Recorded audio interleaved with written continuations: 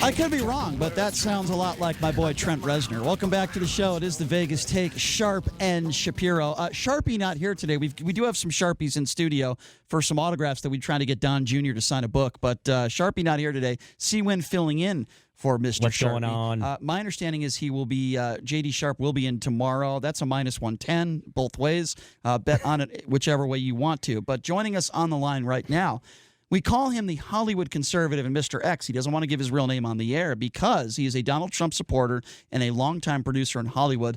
Mr. X joins us on the line right now. Mr. Hollywood Conservative, how you doing? I'm doing well, and you can always have Nine Inch Nails as my lead-in music. The first concert I ever went to was Nine Inch Nails. I believe I was 14. My mother dropped me off. It was in Northern California, and it was amazing. I believe that's how Donald Trump serenaded Stormy Daniels. He said, I want to F you like an animal, and he was dancing around naked. That's what I heard, allegedly. I don't know if that's true or not, Mr. X, but I want to talk to you about the Oscars because you're the perfect person to talk to about this. Let's start with Brad Pitt. And my opinions, for example, let's start with the Oscars itself. I think it's a joke. Brad Pitt has been making great movies for such a long time. Morgan Freeman, another one. They wait all this time to give Brad Pitt an Oscar. You know, all the great movies that he's done, whether it's 12 Monkeys, whether it's Seven, whether it's Fight Club. There's so many great movies, the point I'm trying to make, and now they finally give him one. But this was Brad Pitt. He did take a cheap shot in regards to the impeachment trial. Have a listen to this.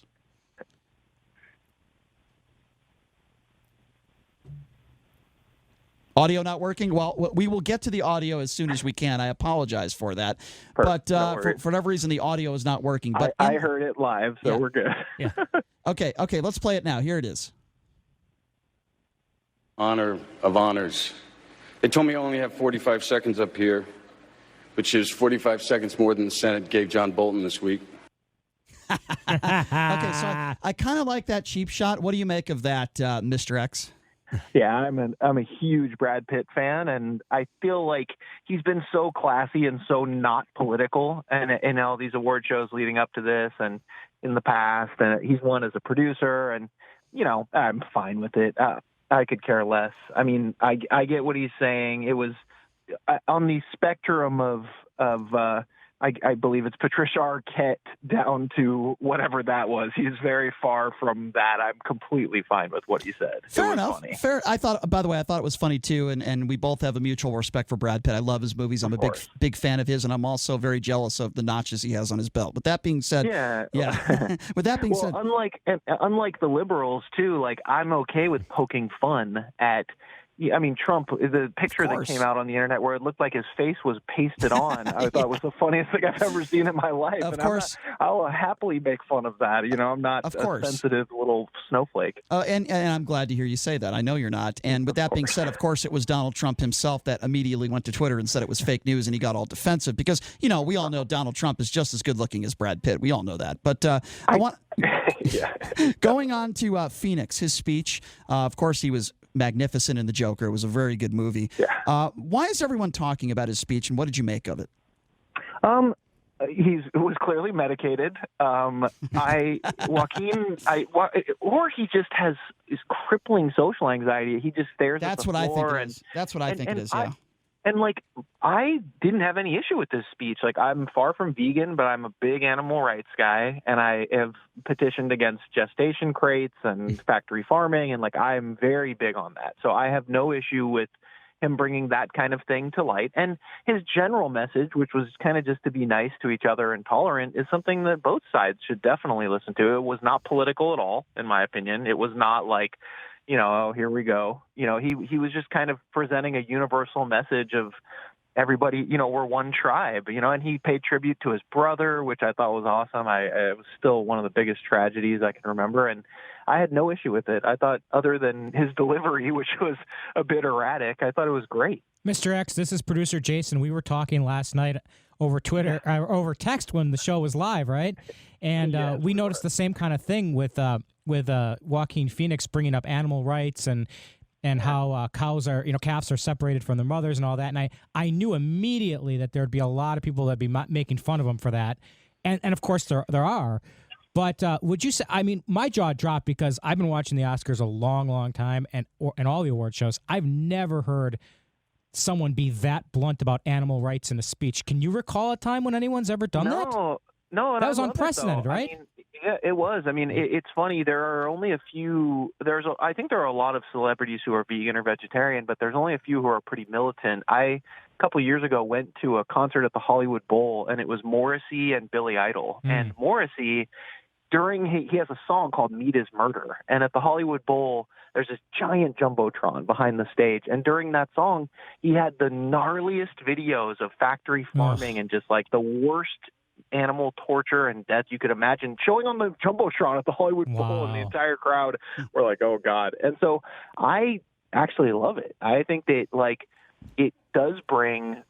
I legitimately feel that in 100 years, our descendants are going to look at how we treated animals the same way we treated slaves, or the same way we look at how our ancestors treated slaves, and just go, they did what to animals? Like that is unthinkable. But did you notice that he only got kind of like a smattering of applause for that speech? I mean, even a room like as liberal as that, only like half the people stood for him.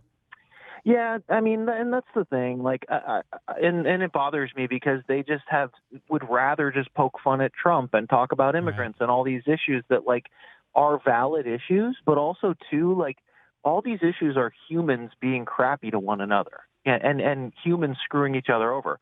Animals legitimately do not have a voice to go on these award shows and defend themselves. Right. So, like, I think of all things, that is what people should be talking about, if anything, because we can blow each other to hell and destroy, and go to war with various countries and do this, but like we shouldn't be destroying the planet too. Like it's unacceptable, like they don't have any politics. They just want to survive. No question. I have no issue with it. Just joining us again, he is the Hollywood Conservative Mr. X, a Trump supporter out there in Hollywood as a producer, has actually lost some jobs because he is on the right. I wanted to ask you a little bit about diversity in Hollywood. You're a perfect person to ask about this. God. Many presenters yesterday brought up the women and minorities in their speeches. I wanted to ask you a little bit about that.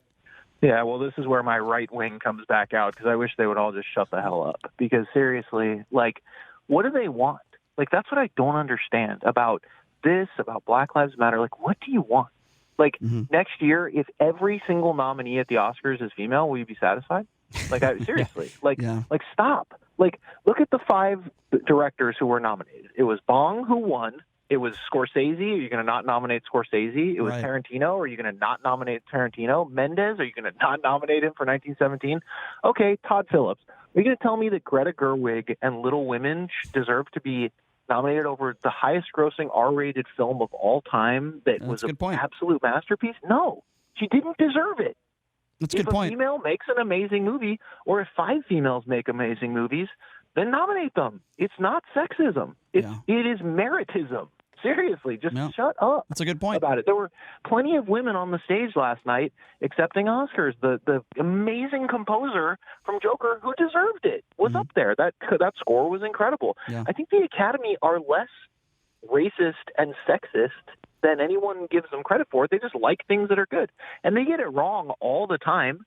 But it's like that's not – they don't sit there and go, oh, well, let's nominate Todd Phillips over Greta Gerwig because she's a woman. No, they thought it was a better movie. I agree. I don't disagree with you one bit. I wanted to ask you a little bit of the memoriam segment yesterday. Why was Luke Perry not in there?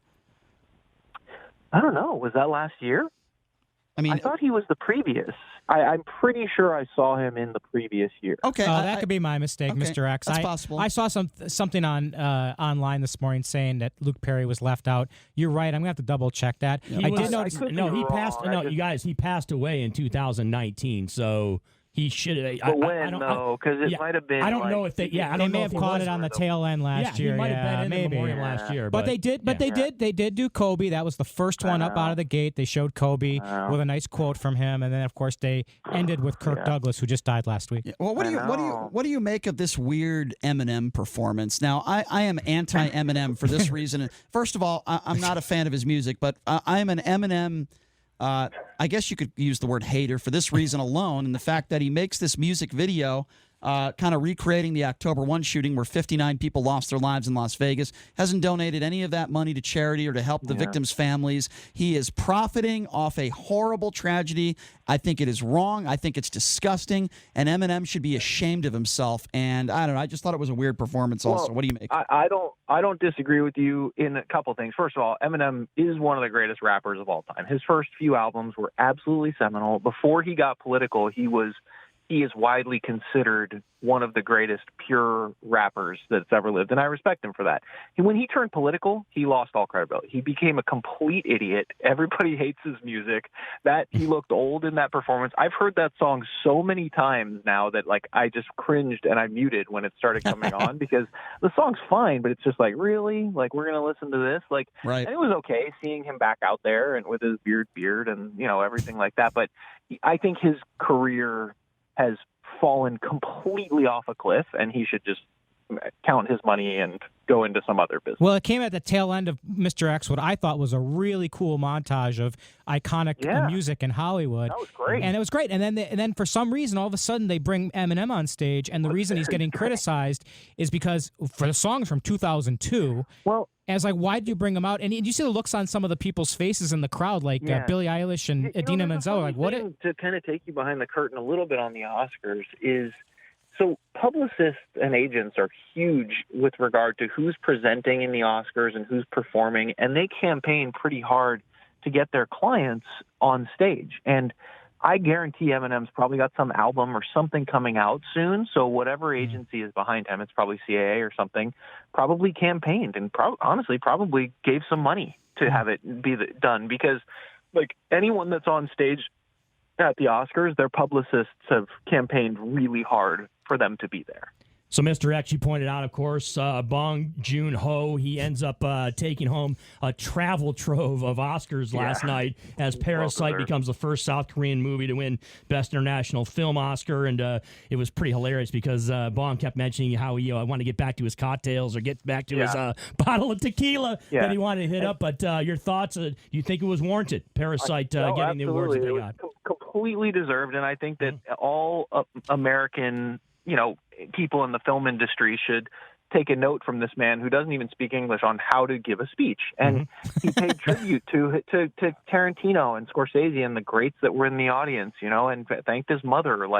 He didn't get political. He was just happy to be there, and he didn't even get, that's a speech. When he talked about the people who had really gotten him there and thanked his production designer, which was so huge on that film, and his editor and his cinematographer, that's how you give a speech. Just shut up and thank everyone and, pay tribute to these legends that are in the room with you. And, everybody's happy for Bong because he's amazing. And that movie was incredible. I mean, it knocked my socks off. He said he wanted to split the Oscar 5 ways. He wanted to cut it up and give it to all of his fellow nominees. How you do it. Exactly, because they were all great. I mean, it was 5 incredible directors. You could have it was such a strong year for movies. You could have given it to any of them. Let me ask you this, though. Are you surprised that The Irishman, no Oscars for The Irishman? Does that surprise you at all?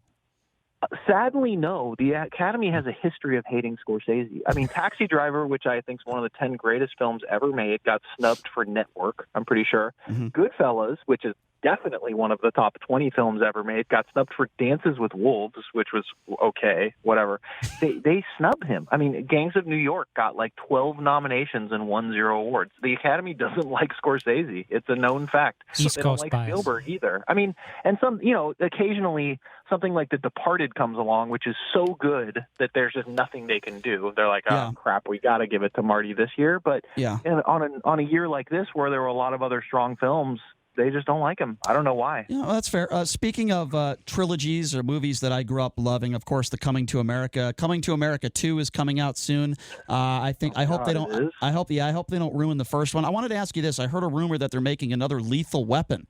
Danny Glover and Mel Gibson, what are they going to be, 75 years old? I mean, if any movie ever made money in Hollywood, the studio bosses all sit around slapping each other on the back going, we should do a sequel to this. Let's do a sequel to Titanic. Oh, you're like, it's coming. Trust me. I guarantee. Well, Top Gun Maverick, too. Top Gun Maverick is coming out also. Tom Cruise. Yeah, that's true. To help Mel Gibson's image, I think that the script should be something about, going after white supremacists that want to kill innocent Jews. I think that would actually help his image a little bit, and I would actually be in favor of that. Well, Brian, you know what's crazy is that what was it? Was it Lethal Weapon 3 or 2 where they were talking about apartheid, right? It was South Africa was the actual theme of the. That is true. Mel, we will not. Listen, I personally will never forget the things Mel said, whether he had an alcohol problem or not. I've always said that when you're drunk, the real you comes out. There's happy drunks, there's go-lucky drunks, there's touchy-feely drunks. Like many of J.D. Sharp's friends, they were very touchy-feely with me, particularly the male friends during the Super Bowl party. But that's another story for another show, Mr. X. Yeah, I know, exactly. Trust me. It wasn't pretty. Yeah. Hey, Mr. X, I always appreciate it when you come on our show. Love your perspective, my man. We got to get you in studio one of these days when you're back in Las Vegas. We'd love to have you in. Yeah, I'm making a movie soon, so I'll be out of town for a couple months, but I will happily come on when I get back. Great. So, I love coming on the show. Thanks, guys. Always appreciate your time, Mr. X. Thank you so much. Take it easy. All right, there you go. The Hollywood conservative himself, Mr. X, Hollywood producer, Trump supporter, his take on the Oscars. We're going to take a quick break. And when we come back, we always like to read some of the comments on our YouTube page, the Vegas Take YouTube page. They're always funny and interesting, so we will read out on some of those when we come back. You're listening to the Vegas Take right here, the all-new 101.5 FM, 720 AM, KDAWN.